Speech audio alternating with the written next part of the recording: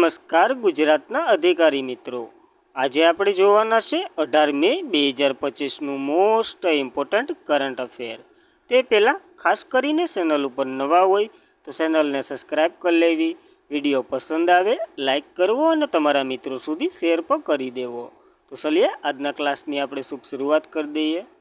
તો પહેલો પ્રશ્ન, વિશ્વ દૂરસંચાર અને માહિતી સમાજ દિવસ 2025 ક્યારે મનાવવામાં આવ્યો? તો 17 મેના રોજ દર વર્ષે મનાવવામાં આવે છે આ દિવસ. તો દર વર્ષે 17 મેના રોજ ઉજવવામાં આવતો વર્લ્ડ ટેલિકમ્યુનિકેશન એન્ડ ઇન્ફોર્મેશન સોસાયટીની સ્થાપના થઈ હતી, એટલા માટે 17 મેએ આ દિવસ ઉજવવામાં આવે છે. અને આ વર્ષની થીમ તો કે ટકાઉ વિકાસ માટે ડિજિટલ ઇનોવેશન છે, એના ઉપર ભાર મૂક્યો છે, તો એ પણ યાદ રાખવું. અને અદ્યતન ટેકનોલોજી કેવી રીતે સમાવેશિત લાવી શકાય, સમુદાયને સશક્ત બનાવી શકાય અને વૈશ્વિક પડકારો સામે ફરી ઊભું કરી શકાય, એ દર્શાવવા માટે આ દિવસ ઉજવવામાં આવે છે. પ્રથમ વખત 1969માં મનાવવામાં આવ્યો હતો, તો એ પણ યાદ રાખવું. અને જ્યારે આ ઓલાની વાત કરીએ તો આ ઇન્ટરનેશનલ ટેલિકોમ્યુનિકેશન યુનિટની સ્થાપના 17 મે 1865માં થઈ હતી ને, એટલા માટે 17 મેએ આ દિવસ ઉજવવામાં આવે છે. જ્યારે ઇન્ટરનેશનલ ટેલિકોમ્યુનિકેશન યુનિટની વાત કરીએ, સ્થાપના જોઈ લીધી આપણે, જેનું હેડક્વાર્ટર જીનીવા સ્વિટ્ઝરલેન્ડમાં છે. અને 17 મે એક બીજો દિવસ પણ ઉજવવામાં આવે છે, વિશ્વ હાઇપર ટેન્શન દિવસ. તો ખાસ આ બે દિવસોનું મહત્ત્વ યાદ રાખવું આપણને. ત્યારબાદ મે મહિનાના દિવસો જોઈએ તો 1 મે આંતરરાષ્ટ્રીય મજૂર દિવસ, ગુજરાત અને મહારાષ્ટ્રનો સ્થાપના દિવસ. 2 મે વિશ્વ ટૂના દિવસ. 3 મે વિશ્વ પ્રેસ સ્વાતંત્રતા દિવસ. 4 મે કોલસા ખાણિયાનો દિવસ. 4 મેએ આંતરરાષ્ટ્રીય અગ્નિશામક દિવસ પણ હોય છે. 6 મે વિશ્વ અસ્થમા દિવસ. 7 મે વિશ્વ એથ્લેટિક દિવસ. 8 મેએ વિશ્વ થેલેસીમિયા દિવસ અને વિશ્વ રેડક્રોસ દિવસ. 10 મે વિશ્વ સ્થળાંતર પક્ષી દિવસ, જે મે અને ઓક્ટોબરના બીજા શનિવારે મનાવવામાં આવે છે. ઓક્ટોબરમાં 11 ઓક્ટોબરે ઉજવશું. 11 મે રાષ્ટ્રીય ટેકનોલોજી દિવસ. 12 મે આંતરરાષ્ટ્રીય નર્સ દિવસ. અને 15 મેએ આપણે આંતરરાષ્ટ્રીય કુટુંબ દિવસ ઉજવ્યો હતો. 16 મે બે દિવસો, આંતરરાષ્ટ્રીય પ્રકાશનો દિવસ અને રાષ્ટ્રીય ડેન્ગ્યુ દિવસ. યાદ રાખવા અત્યાર સુધીના મે મહિનાના દિવસો. ત્યારબાદ કઈ રાજ્ય સરકારે સાયબર ક્રાઇમ માટે તેરા તુજકો અર્પણ અને અનફીઝ એપ પોર્ટલ અને વગેરેનું લોન્ચિંગ કાર્યક્રમ થયો છે? તો ગુજરાતમાં થયો છે, ખાસ યાદ રાખવું, ગાંધીનગર ખાતે. તો ગુના ખાસ કરીને સાયબર ક્રાઇમ પીડિતોને સુવિધા આપવા એક પગલામાં ગુજરાતના મુખ્યમંત્રી ભૂપેન્દ્ર પટેલે બુધવારે રાજ્યના ગૃહ વિભાગના 2 ઓનલાઈન પોર્ટલ અને એક મોબાઈલ એપ્લિકેશન લોન્ચ કર્યા છે, જેનું નામ આપણે જોયા એ મુજબ છે. મુખ્યમંત્રી પટેલે નાગરિકોને સાયબર ક્રાઇમ રિફંડ ઝડપી બનવા માટે, એટલે ટૂંકમાં જે કપાઈ જાય એ પાછા રિફંડ વહેલા તકે મેળવવા, અને રાજવ્યાપી સાયબર ક્રાઇમ રિફંડ પોર્ટલ તેરા તુજકો અર્પણ એવા નામથી પોર્ટલ લોન્ચ કર્યું છે.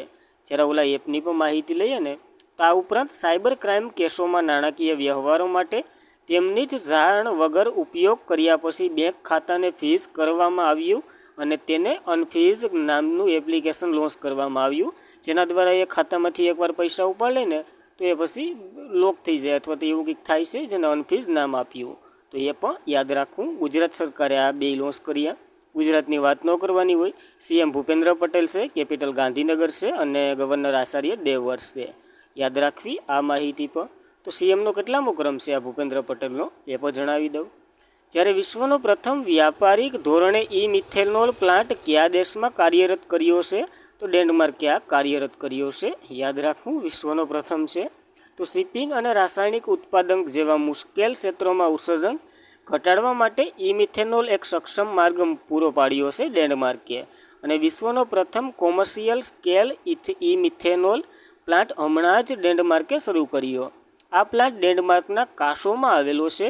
આ પ્લાન્ટનું વાર્ષિક 42,000 મેટ્રિક ટન મિથેનોલ ઉત્પાદન કરશે. તો એટલું ઉત્પાદન કરશે એ પણ યાદ રાખવું. અને જે રિન્યુએબલ એનર્જી અને કેપ્ચર કાર્બન ડાયોક્સાઇડનો ઉપયોગ કરશે. હવે મિથેનોલ એટલે ઇલેક્ટ્રોનિક મિથેનોલ, જે ઓછી કાર્બન ઉર્જા ઉત્પન્ન કરે અને લીલા હાઇડ્રોજનને કેપ્ચર કરી કાર્બન ડાયોક્સાઇડ સાથે જોડી અને ઉત્પન્ન થાય છે અને ગ્રીન હાઇડ્રોજનનું ઉત્પાદન કરે છે. આ મિથેનોલ CO2 એટલે કે કાર્બનને કેપ્ચર કરે જે વાતાવરણમાં હોય, એ મિથેનોલનું સિલેક્શન કરે વગેરે જેવું માહિતી છે. તો ખાસ યાદ રાખવું, આ બધી એવા કાર્ય કરશે. અને રિન્યુએબલ એનર્જીને પ્રોત્સાહન આપશે. કાર્બન જે વાતાવરણમાં છે ને એને કેપ્ચર કરીને એવી રીતના એનર્જી ઉત્પન્ન કરશે. એ મિથેનોલ દ્વારા. એ પણ યાદ રાખવું. ડેનમાર્ક કરી રહ્યું છે. કેપિટલની વાત કરીએ તો કોપરહેગન છે. ચલણ તો કે ડેનિશ ક્રોન છે. અને પીએમ તો કે મેન્ટ્રી ફેડનસિકન છે. તો યાદ રાખવી એટલી માહિતી ડેનમાર્ક વિશે. ત્યારબાદ મિથેનોલ ભારતમાં થોડીક નીતિ જોઈ લે તો મિથેનોલ ઇકોનોમિક કાર્યક્રમ જે નીતિ આયોગ દ્વારા શરૂ કરવામાં આવ્યો હતો.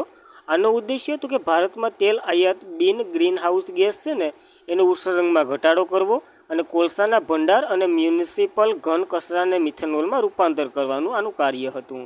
જે મિથેનોલ ઓછું કાર્બન, હાઇડ્રોજન અને વાહક બળતણ છે જેને ઉચ્ચ રાખવાળા કોલસા અથવા તો કૃષિ અવશેષ થર્મલ પાવર પ્લાન્ટમાં કાર્બન ડાયોક્સાઇડ અને કુદરતી ગેસો સાથે ઉત્પન્ન થાય છે અને એમાંથી અલગ કરી અને એલપીજીમાં 20% જે ડાયમિથેનોલ ઇથન અને મિથેનોલ વ્યકૃત ભેળવી અને વાર્ષિક 6,000 કરોડ રૂપિયા બચાવવાનું લક્ષ્ય છે. નીતિ આયોગે આ શરૂઆત કરી હતી. આના ઉપર કાર્ય ચાલુ છે તો યાદ રાખવી આ એક નીતિ પણ. ત્યારબાદ કયા રાજ્યમાં અનંતપુર જિલ્લામાં સૌથી મોટું રિન્યુએબલ એનર્જી કોમ્પ્લેક્સ બનશે? તો આંધ્રપ્રદેશમાં બનવાનું છે જેનો શુભારંભ થયો એટલે કે ખાતમુહૂર્ત થયું. તો આગ્રણીય ડિકાબ્રોનેઝ સોલ્યુશન કંપની અને રિન્યુએબલ ગ્લોબલ પિલેસ આંધ્રપ્રદેશના અનંતપુર જિલ્લામાં 22,000 કરોડ રૂપિયાના રોકાણ સાથે ભારતનો સૌથી મોટો હાઇબ્રિડ રિન્યુએબલ એનર્જી પ્રોજેક્ટ શરૂ કર્યો. આ સ્થાપ્યો છે અહીંયા અને નવીનીકરણ ઉર્જા પ્રોજેક્ટ માટે શુક્રવારે ગુટકલ મત વિસ્તારના બેથાપલી ખાતે આનો શિલાન્યાસ થયો છે. આશરે 2.8 ગીગાવોલ્ટની ઉર્જા ક્ષમતા છે જેમાં 1.8 ગીગાવોલ્ટ સૌર ઉર્જા અને 1 ગીગાવોલ્ટ પવન ઉર્જા જેમ 2 ગીગાવોલ્ટ બેટરી ઉર્જાનું સંરક્ષણ કરશે એટલે કે સંગ્રહ કરી અને પછી પહોંચાડશે આંધ્રપ્રદેશના આખા વિસ્તારમાં. આ પ્રોજેક્ટ કે મેક ઇન ઇન્ડિયા મિશન સાથે સંરેખિત છે. આ project 100% make in India solar પેનલથી બનશે એટલે કે આમાં 100% જે ભારતમાં સોલર પેનલ બનાવવામાં આવી ને એનો જ ઉપયોગ કરવામાં આવશે. અને રાજસ્થાનના જે જયપુર અને ગુજરાતના ધોલેરા રિન્યુએબલ સૌર ઉત્પાદક એકમો છે ને એ આને પૂરું પાડશે. શું પૂરું પાડશે? તો કે સોલારની જે પ્લેટો છે ને વગેરે એવું પૂરું પાડશે મટીરિયલ આખું. તો એ પણ યાદ રાખવું કારણ કે ગુજરાતનું ધોલેરા પણ સંકળાયેલું છે. આંધ્રપ્રદેશમાં બનવાનું છે એની વાત કરીએ તો કેપિટલ અમરાવતી છે. સીએમ એન ચંદ્રબાબુ નાયડુ છે અને ગવર્નર એસ અબ્દુલ નજીર છે. યાદ રાખવી બેઝિક માહિતી આંધ્રપ્રદેશની. ત્યારબાદ ભારત દ્વારા ઓછા ખર્ચે ડ્રોન કિલરનું પરીક્ષણ અને કરતા સેકન્ડોમાં જ ટોળાનો નાશ કરે એવી સુરક્ષા પ્રણાલી કયા નામે લોન્ચ કરવામાં આવી છે? તો ભાગવસ્ત્ર નામે લોન્ચ કરવામાં આવી છે. આ હું તો કે ટેમ્પોમાં રડારને બધી ફિટ કરેલું હોય. જો ડ્રોનનું ટોળું આવતું હોય ને તો અહીંથી એક મિસાઇલ નાખવામાં આવી છે આખા ડ્રોનને પાડી નાખશે એવી રીતના કંઈક સિસ્ટમ છે. તો જોઈએ તો સોલાર ડિફેન્સ એન્ડ એરોસ્પેસ એ ગોપાલપુર જે ઓડિશામાં આવેલું છે. ફાયરિંગ રેન્જ ખાતે ઓછી કિંમતના ક્રાઉડ ડ્રોન સિસ્ટમ ભાગવસ્ત્રનું જે સફળતાપૂર્વક પરીક્ષણ કર્યું છે. આ સિસ્ટમ ડ્રોનના ટોળાઓને નિષ્ક્રિય કરવા માટે માઇક્રો રોબોટિકનો ઉપયોગ કરશે જે ભારતની ડ્રોન સંરક્ષણ ક્ષમતામાં પ્રગતિ દર્શાવશે. વાત કરી એ મુજબ જ કરશે. સામેથી કોઈક ડ્રોનનું ટોળું આવતું હોય તો અહીંથી એક મિસાઇલ ઘા કરી બધાનું ખરી કરી નાખે એવી રીતના છે. અને પ્રધાનમંત્રી મોદીએ જ્યારે નાગસ્ત્ર શ્રી લોઇટિંગ જે મ્યુન્સેર સહિત સ્વદેશી સંરક્ષણ પ્રોજેક્ટની સમીક્ષા કરી છે. આની સાથે જે ભારતનું સંરક્ષણ ટેકનોલોજી પ્રગતિને પ્રકાશ પાડશે. યાદ રાખવું. હવે ભાગવસ્ત્ર વિશે થોડીક માહિતી લઈએ ને. આની રેન્જ તો કે 2.5 કિલોમીટરની છે એટલે કે 2.5 કિલોમીટરના વિસ્તારમાં ગમે એને પાડી નાખે. અને દરિયાની સપાટી 5,000 મીટરથી વધુ ઊંચાઈ પર વિસ્તારમાં જમાવટ તૈયાર કરવાનું હોય એટલે કે 5,000 કિલોમીટર ઉપર એ પૂગી જાય એવી રીતના છે. એક સમયે 160થી વધુ માઇક્રો મિસાઇલ રોકેટ ફાયર કરી શકાય. તો એક જ વખત તો સમજી લો કે ડ્રોનનું કોઈ મોટું ટોળું આવતું હોય ને તો અહીંથી એક વખતમાં તમે 160 જેટલી મિસાઇલો પાડી શકો. એક મિસાઇલ જ ટોળું હોય તો ફાડી નાખે તો 160 એક હારે તમે લોન્ચ કરી શકો છો એ માહિતી આપે છે. યાદ રાખવી આ માહિતી આના વિશે.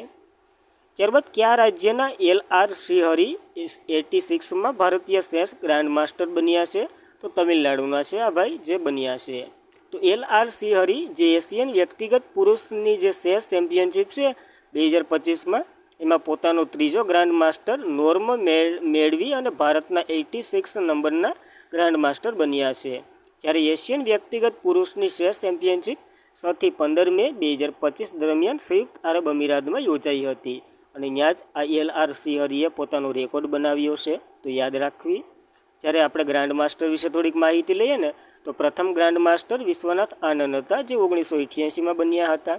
પ્રથમ મહિલા કોનેરુ હમ્પી હતા, જે 2002માં બન્યા હતા, અને તે સમયે તે 15 વર્ષના હતા, એટલે સૌથી નાની વયની મહિલા પર ચેસ ગ્રાન્ડ માસ્ટર છે. તો બંને પોઈન્ટો યાદ રાખવા.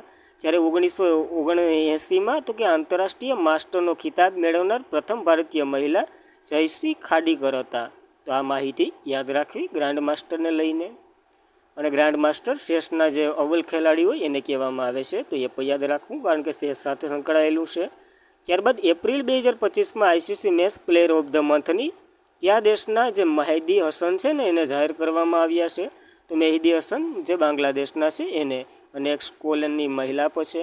તો બાંગ્લાદેશના ઓલરાઉન્ડર મહેદી હસન જે મિરાજને અને સ્કોલેન્ડના જે કેપ્ટન કેથરીન બ્રાયન્સને એપ્રિલ 2025 માટે અનુક્રમે ICC men's player of the month અને women's player of the month તરીકે જાહેર કરવામાં આવ્યા છે. જેમાં મિરાજને ખાસ કરીને યાદ રાખવા, જે 2 મેચોમાં શ્રેણી 1 અને શ્રેણી 2ની બરાબરી કરી અને બાંગ્લાદેશને મદદ અને મહત્વપૂર્ણ ભૂમિકા ભજવી હતી. એટલા માટે એપ્રિલ માટે પસંદ કરવામાં આવ્યા છે. યાદ રાખવું. આઈસીસી દ્વારા પસંદ થયા ઇન્ટરનેશનલ ક્રિકેટ કાઉન્સિલ એનું ફૂલ ફોર્મ થાય છે, જેની રચના 15 જૂન 1909માં થઈ હતી. સ્થાપના સમયે તેનું નામ તો કે ઇમ્પિરિયલ ક્રિકેટ કોન્ફરન્સ હતું. પછી 1965માં ઇન્ટરનેશનલ ક્રિકેટ કોન્ફરન્સ થયું અને 1989માં ઇન્ટરનેશનલ ક્રિકેટ કાઉન્સિલ એનું પોતાનું નામ મળ્યું. મુખ્ય મથક દુબઈ ખાતે છે. સભ્ય દેશ 108 સભ્ય છે. સીઓએ તો રાજીનામું આપી દીધું હતું પાકિસ્તાનમાં જે મેચો થવાતી હતી એના લીધે. અને અધ્યક્ષ તો કે જય શાહ છે. મોટો તો કે ક્રિકેટ ફોર ગુડ. તો ખાસ કરીને આઈસીસી વિશે એટલી માહિતી યાદ રાખવી. ત્યારબાદ આસામની એન્ટી કોલી તુંતી પત યોજના 2025 કયા પાકને પ્રોત્સાહન આપશે? તો આ શાને પ્રોત્સાહન આપશે? કારણ કે આસામમાં શાક જોવા મળે છે. આસામના મુખ્યમંત્રી શ્રી હિમંત બિસ્વ શર્મા જે આસામની શા કામદારોને નાણાકીય સહાય પૂરી પાડવા માટે એતી કોડી દૂતી પાટ યોજના શરૂ કરી છે. બહુ અઘરું નામ છે. નિર્ણય લીધો અને આ યોજના આસામમાં શાહ જે 200 વર્ષની જે શાના બગીચાના કર્મચારીઓ પ્રત્યે કૃતજ્ઞતા પ્રતીક તરીકે ઉજવવામાં આવી છે. કારણ કે 200મી વર્ષગાંઠ ઉજવી રહ્યા છે શાહની, તો યાદ રાખવું. અને આ યોજના હેઠળ અંદાજિત 7 લાખ હાલના કામદારોમાં 5,000 રૂપિયાનું વળતર આપશે અને સહાય આપશે. એ બજેટમાં ઉલ્લેખ છે 2025-26નો. એ પણ યાદ રાખવું. અને આસામ સાથે સંકળાયેલી છે. શાના ઉત્પાદનમાં પ્રોત્સાહન આપશે, તો યાદ રાખવું. તો પહેલો જીઆઈ ટેગ કઈ શાને મળ્યો હતો? કોમેન્ટ કરી દો. પશ્ચિમ બંગાળની હતી. કોમેન્ટ કરી દો હવે. અને આનો ઉદ્દેશ્ય તો કે રાજ્યમાં શા કામદારોને ટેકો આપવાનો છે. જે આપણે વાત કરીએ 5,000 આપશે અને શાના બગીચાને પ્રોત્સાહન મળશે. યાદ રાખવું. આસામે શરૂ કર્યું છે. કેપિટલ દિસપુર છે. સીએમ તો કે હિમંત બિસ્વ શર્મા છે. સરકાર તો કે લક્ષ્મણ પ્રસાદ આચાર્યની છે, એટલે કે ગવર્નર એ છે. યાદ રાખવી આ માહિતી. ત્યારબાદ કયા રાજ્યમાં સિરુઈ લીલી મહોત્સવ યોજવામાં આવી રહ્યો છે? તો મણિપુરમાં યોજવામાં આવી રહ્યો છે. અને આ સિરુઈ છે ને એ મણિપુરનું ફૂલ પણ છે, રાષ્ટ્રીય ફૂલ. તો ઉખરુલ જિલ્લામાં આગામી 5 દિવસ સિરુઈ લીલી મહોત્સવ 2025 લોકો ભાગ લેવા માટે જઈ રહ્યા છે. અને 2 વર્ષના વિરામ પછી આ ઉજવાઈ રહ્યો છે આ મહોત્સવ. અને મણિપુરમાં આપણને ખબર હશે મૈતી અને જે કોતી સમાજની જે ઓલી છે મૈતીને, અને એના લીધે ત્યાં રાષ્ટ્રપતિ શાસન ચાલુ છે. 2 વર્ષના વિરામ પછી રાજ્યમાં ફૂલનું ઘર સિરુઈ લીલી મહોત્સવ પાછો ફરશે. આ મહોત્સવ 20 મેના રોજ શરૂ થશે, 24 મેના રોજ ચાલશે. એટલે 4 દિવસીય છે. મણિપુર સરકારે તાજેતરમાં જ 2025ના ઉત્સવ માટે 5મું સંસ્કરણ છે અને 6.30 કરોડ રૂપિયા મંજૂર આપ્યા છે. તો શાસન નથી અથવા તો રાષ્ટ્રપતિ સીએમ નથી તો મંજૂર કેમ આપ્યા? તો બંધારણમાં તમે બધી ભણતા જશો. કોમેન્ટ કરી દો. ઉદ્દેશ્ય તો કે પ્રવાસનને પ્રોત્સાહન આપવું, લુપ્ત થઈ રહી સિરોઈ લીલી ફૂલ વિશે જાગૃતિ ફેલાવવું, કારણ કે આ મણિપુરનું રાજ્ય ફૂલ છે. 2017માં પ્રથમ વખત ઉજવવામાં આવ્યો હતો અને આ 5મું સંસ્કરણ છે. થીમ તો કે માનવતા માટે સુંદરતા છે. મણિપુરની વાત કરી લઈએ. કેપિટલ ઇમ્ફાલ છે. રાજ્યપાલ અજય કુમાર છે. સીએમ તો આવશે ત્યારે જોઉં, હાલ તો કોઈ નથી. તો છેલ્લા સીએમ કોણ હતા એ પણ કોમેન્ટ કરી દઉં. ત્યારબાદ કાલેશ્વર ખાતે 12 દિવસીય સરસ્વતી પુષ્કર શરૂ થયો છે. તે કેટલા વર્ષમાં એકવાર ઉજવવામાં આવે છે? તો દર 12 વર્ષે એકવાર ઉજવવામાં આવે છે. આ મહોત્સવ તેલંગાણામાં યોજાય છે. તો તેલંગાણામાં 12 દિવસીય સરસ્વતી પુષ્કર ઉત્સવ શરૂ થયો છે. આ વહેલી સવારે જયશંકર ભૂપાલીનું મંદિર છે ને ત્યાં ઉજવવામાં આવે છે. કાલેશ્વર શ્રી મુક્તેશ્વર સ્વામી મંદિર નિવાસે જે નગર કાલેશ્વર ખાતે પ્રારંભ થયો અને 12 વર્ષમાં એકવાર ખાતે ઉજવાય છે. જે મેગા ધાર્મિક ઉત્સવ ભૂગર્ભ સરસ્વતી નદીની પૂજાને સમર્પિત છે, એટલે કે સરસ્વતી માતાની પૂજા કરવામાં આવે છે. કાલેશ્વરમાં ત્રિવેણી સંગમ છે ને અહીંયા યોજાય છે. સંગમ બિંદુ ગોદાવરી અને પ્રાણહિત્રા વગેરેનો સંગમ છે. કઈ બિંદુ ગોદાવરી અને પ્રાણહિત્રા 3 નદીનો સંગમ છે ને અહીંયા સરસ્વતી પુષ્કર મેળો યોજાય છે. યાદ રાખવું, તેલંગાણામાં યોજાય, જે આંધ્રપ્રદેશમાંથી 2 જૂન 2014ના રોજ બન્યું હતું. કેપિટલ હૈદરાબાદ અને સીએમ રેવંત રેડ્ડી છે. રાજ્યપાલ જિષ્ણુદેવ વર્મા છે. યાદ રાખવી એટલી માહિતી તેલંગાણા વિશે. અને આજના માટે એટલું જ હતું. ખાસ કરીને મિત્રો, તમારો ટાઈમ વધતો હોય, માહિતી પસંદ આવતી હોય, ઇમ્પોર્ટન્ટ લાગતી હોય તો લાઇક, શેર અને સબસ્ક્રાઈબ. તમને ઈચ્છા હોય તો કરી દઉં. જય હિન્દ, જય ભારત. આજના માટે એટલું જ હતું. ખાસ કરીને thank you for watching this video. જય હિન્દ, જય ભારત.